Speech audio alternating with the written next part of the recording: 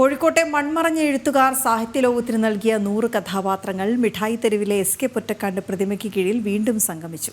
GLPS പയ്യടിമീത്തലിലെ കുട്ടികളാണ് സ്കൂളിന്റെ ശതോത്സവത്തിന്റെ ഭാഗമായി പരിപാടി സംഘടിപ്പിച്ചത്. കുട്ടിക്കുപ്പായവും ഇട്ട് വിശ്വപ്രസിദ്ധ കഥാപാത്രങ്ങൾ തെരുവിലിറങ്ങിയപ്പോൾ അതും കൗതുകമുള്ള കാഴ്ചയായി. കോഴിക്കോട് ഇന്ന് സാഹിത്യ നഗരമാണ്. യുനെസ്കോയുടെ പദവി ലഭിക്കുന്ന ആദ്യ ഇന്ത്യൻ നഗരം. അതിന് കാരണക്കാർ ഇവരാണ്.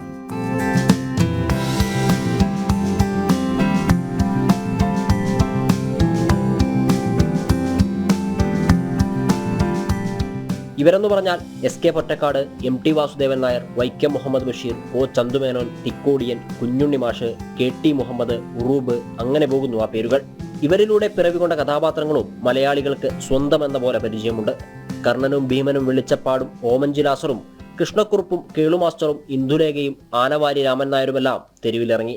മലയാള സാഹിത്യത്തിലെ 100 കഥാപാത്രങ്ങൾ കോഴിക്കോട് സാഹിത്യ നഗരത്തിലേക്ക് യാത്ര നടത്തുന്ന പരിപാടിയാണ്.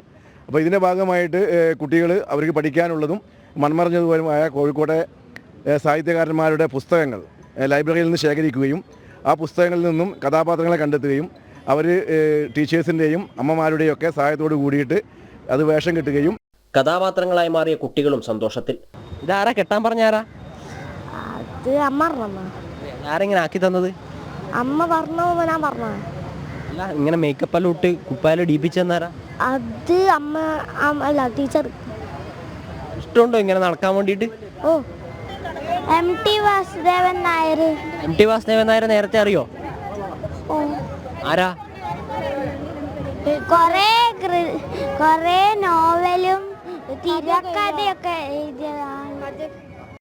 ഗവൺമെന്റ് LP സ്കൂൾ പയ്യടിമീത്തൽ 100ാം വാർഷികാഘോഷ പരിപാടി ശതോത്സവത്തിന്റെ ഭാഗമായാണ് പരിപാടി സംഘടിപ്പിച്ചത്.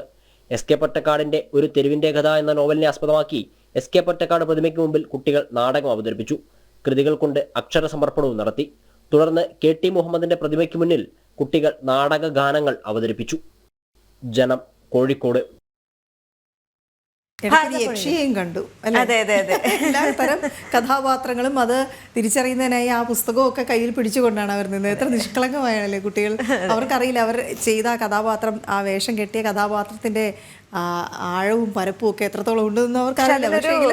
ഒരു ആനച്ചന്തമല്ലേ, എല്ലാം കൂടി കാണുമായിരുന്നു.